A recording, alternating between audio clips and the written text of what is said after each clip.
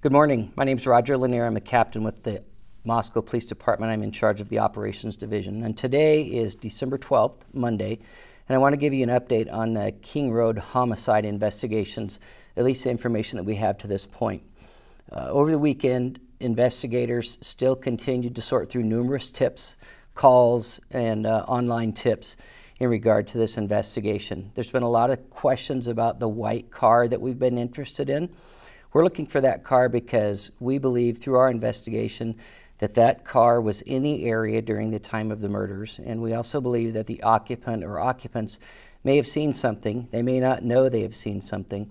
So we specifically want to talk to them, and we want to know who they are and what they might know or might be able to contribute to the investigation. Over the weekend, investigators have sorted through and prioritized numerous tips. Some are tips that came in earlier and we've been working on. Other tips are new and are relevant. It's overwhelming sometimes with the amount of information that comes in on these tip lines. So our analysts have spent hours sorting through and trying to come up with the most relevant tips first for the investigators to follow up on. They have re-interviewed some of the folks we've interviewed earlier in this investigation to clarify information. Sometimes when new information comes forward, the people that we've spoken to beforehand may have new insight on that. So it does often seem like we're backtracking, but we're really just trying to get the most important details and the best timeline that we can come up with. We have literally an army of analysts who have been sorting through videos that have been submitted through the FBI.gov Moscow upload site. Those videos are from all over town, gas stations, and specifically the area around King Road. We've been trying to use those videos to garner new information. As you can imagine, there's hours and hours and hours of videos, so it does take a lot of time. I want to talk a minute about safety. There's been a lot of speculation about what is the safety to the public right now, or the risk to the public right now. I would just like to add that we should always be vigilant.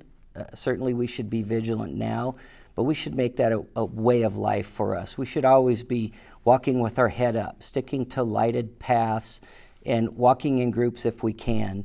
And in addition, letting people know when you've arrived home if you have not made prior arrangements. This is not an indication of a specific elevated risk, but something that we should be vigilant with just in our daily lives. I want to let everybody know that we are still 100% committed to solving this crime. There's a lot of information to sort through, and the information keeps coming in. And not all of the information is relevant, but you don't know if a tip is valid until you take the time to examine that tip and see how it relates to other information that you might have.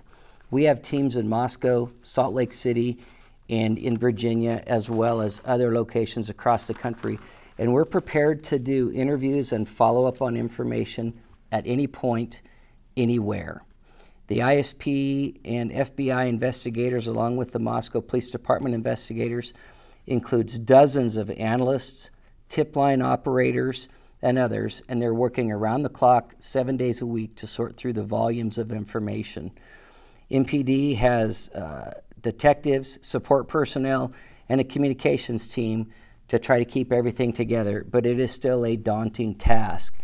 The FBI, their investigators are ready at a moment's notice at any place in the country to go conduct an interview should the tips and leads take us there. And the Idaho State Police has, besides working on the investigation, had several uniformed troopers in the area to help with safety concerns around the city and on the University of Idaho campus. And just a quick reminder, please stick to official news releases for information. Tracking down rumors and quelling rumors about specific individuals or specific events that may or may not have happened is a huge distraction for investigators, and oftentimes is the result of social media propagation, and it is very, very frustrating to investigators and hard to stay on track. Finally, I just want to add that we do have a lot of information, and we are specifically keeping that information safe. We're not releasing specific details because we do not want to compromise this investigation. It's what we must do. We owe that to the families, and we owe that to the victims. We want more than just an arrest. We want a conviction. We owe that justice to Xana, Kaylee, Madison, and Ethan. And finally, I would just like to remind anybody with information, you can call the tip line at 208-883-7180, and that is directly to the tip line office in the FBI.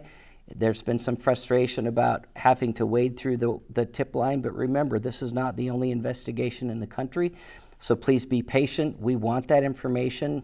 Anything could break this open for us. And then also the email tip line is tipline@ci.moscow.id.us. Thank you for your continued patience in this investigation.